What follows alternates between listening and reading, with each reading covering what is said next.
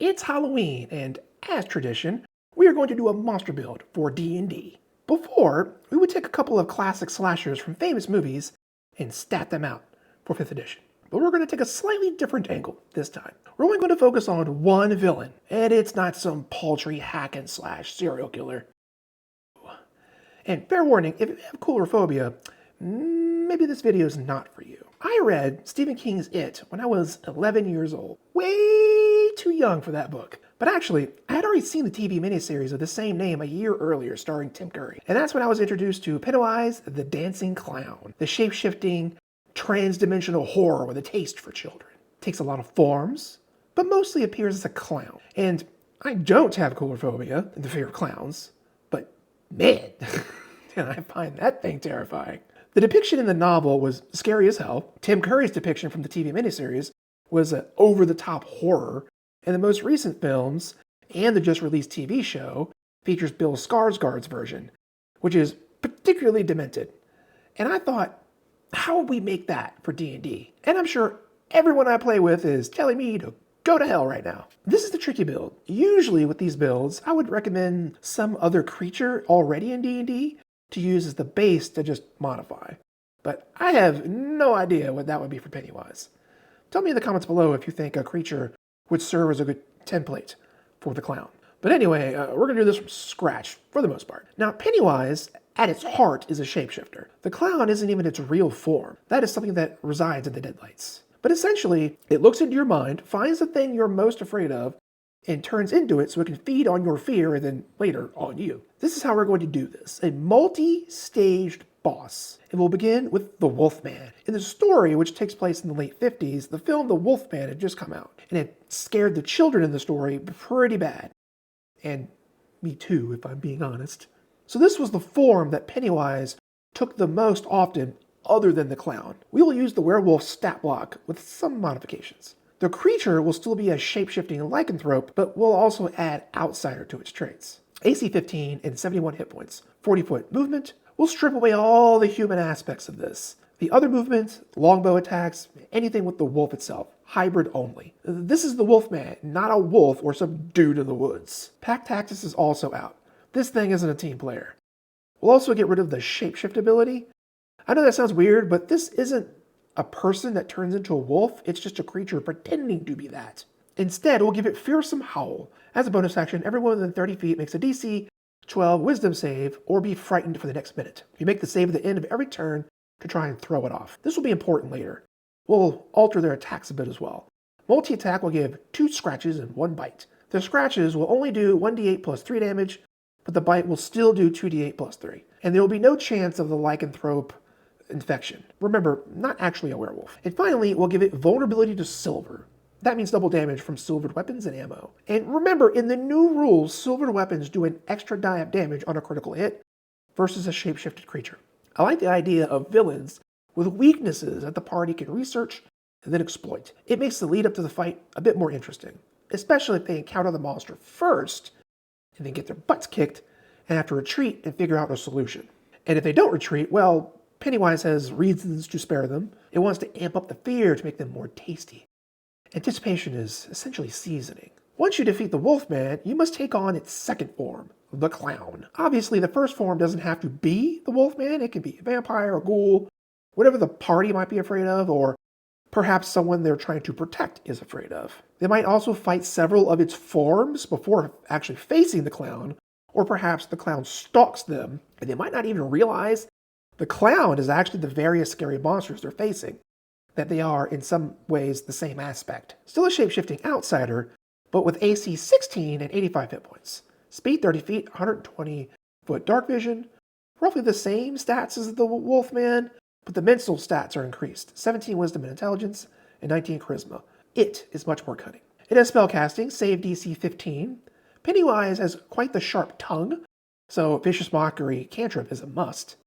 It also has very good at getting people to do what it wants them to do. So Charm Person, Suggestion, and Detect Thoughts at will. Dominate Person 3 times a day, and Mass Suggestion once per day. It's also good at scaring the poop out of people, so Fear once per day, of course. And some illusions. Silent Image at will, Major Image 3 times per day, and Hallucinatory Terrain once per day. to create images and environments to confuse and scare its opponents. Legendary resistances twice a day. Certainly a legendary monster. It will also have legendary actions. 2 uses, 3 options. 1 use to use a cantrip. Another use lets it shapeshift in one of its forms, like the Wolfman. And for 2 uses, it can cast a leveled spell. For a weakness, I think it should have vulnerability to psychic damage. Turning your own beliefs against the creature. Attacking its mind is the only real way to cause it any serious harm. So psychic damage is the way to go. One last thing, its attack action. It will be a bite attack that does 3d8 plus 3 slashing damage with a plus 7 to attack and 5-foot reach. But if the target is frightened, it can consume them. It literally starts ripping chunks off and eating the target. It heals for the same amount of damage, and the target's speed is reduced to 0. Now they can't even run away to save themselves. Remember, it can frighten with the Wolfman's Howl, but it also has the Fear spell. So it's got options for that. It will have a lair, as any good monster does. To be fair, the lair is the entire town you're in, which is its hunting grounds. You're mine. Lets Pennywise use Dominate Person on anyone with CR 1/4 or less, representing its hold over the town's inhabitants. And we all float down here. Lets it summon 3 gas to attack the players with. It can summon these gas anywhere in its lair without components or some body to use, but it can never have more than that. If you finally manage to defeat Pennywise the Clown, you'll have to face its true form, the Deadlights, which was originally its home of origin, but there's no need to represent a giant spider. We have enough of that in D&D. There will be no stats for the Deadlights. How could there be for something that's so unknowable? Giving it stats would just ruin its mystery. Instead, we'll do something a little different. We'll design the Ritual of Chud. Though briefly mentioned in the most recent movie, the Ritual of Chud was mostly a product of the novel. The Ritual of Chud is a battle of the wills in the mind of the monster. We're going to do this as something like a skill challenge. You may have heard that term used by other creators. It's not something used in 5e or 2024. It's something from 4th edition. But I think something like that will work pretty well here. The players will need to make a number of successful checks equal to the number of players. Every player gets 1 chance in phase 1. If they fail, they immediately become bloodied, meaning they drop to half hit points. If they are already bloodied, they drop to 0 hit points and begin making death saves. Any player can choose to take disadvantage on a check to stabilize another player so that they don't die. This can happen at any point during the ritual. These checks have to be skill checks at first, athletics, religion, arcana, that sort of thing. The players need to narrate and justify why that skill check is appropriate. But as long as it's plausible, they should be able to use it. No skill can be used more than once, so if one character uses Arcana, another has to choose something else. The DC for these checks is 18. It's high, I know, but this creature is the devourer of worlds. It should be hard. If everyone has taken their shot and they still haven't obtained enough successes, which is likely with that DC, we move on to phase 2. Phase 2 is the same, but now you're using saving throws. The DC is 19. Again, particular saving throw can be used more than once if the party has more than 6 players. If the party has more than 6 players, then my apologies to the Dungeon Master. No, wait, I'm not supposed to say that part out loud. Once all saving throws have been used, any extra players can pick options that have already been chosen. Otherwise, all the same rules apply. And remember, players should justify and narrate their choices, and the DM should help them with that to make the encounter and story more exciting. If at the end of phase 2 there still haven't been enough successes, move on to phase 3. And these checks are simple ability checks, DC 20. So a strength check, a constitution check, so on and so forth. Same rules apply, only one ability check can be used at a time, yada yada yada. That should be it. Unless you have a truly gargantuan party, and again, my thoughts go out to the DM, then by this point the party has either defeated Pennywise or they're dead or dying. And then they get eaten like Halloween candy. It's messy, embarrassingly messy. I can't emphasize enough that the players and the DM should work together to craft the narrative of how the checks are working. Does the fighter use athletics to push over its giant spider form so that the rogue can use sleight of hand to try and pull out its heart only to fail and drop to 0 hit points?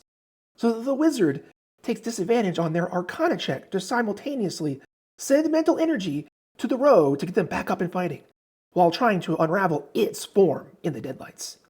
That sounds like a battle to me. I know I left out quite a bit from Pennywise's lore that could be included in the stats of the creature. Pretty much left out its spider-like form altogether. The fact that it can lay eggs and the consequences of that. Some of the illusions it can form that can actually kill people, like flying leeches. All kinds of horrible stuff. But the book is like 1,100 pages long. And it took Stephen King something like 5 years to write, so some stuff is going to be left on the cutting room floor. I mean, facing Pennywise on D&D level would be like an entire campaign on its own. So you tell me, what part of the lore would you keep or discard? Would you bring in the giant spider, focus more on the illusions, or maybe how it could influence the populace? How would you set up the final battle? Would you really play as a bunch of plucky loser kids? How would you do that? Tell me in the comments below. While you're down there, be sure to subscribe, ring the bell, and smash that like button. Have a spooky Halloween. Oh, we're going to be live streaming for a few hours around 10 a.m. Eastern Standard Time on Saturday, November the 8th for Extra Life, raising money for Stick to Kids. We'll see you there at Roleplay Culture.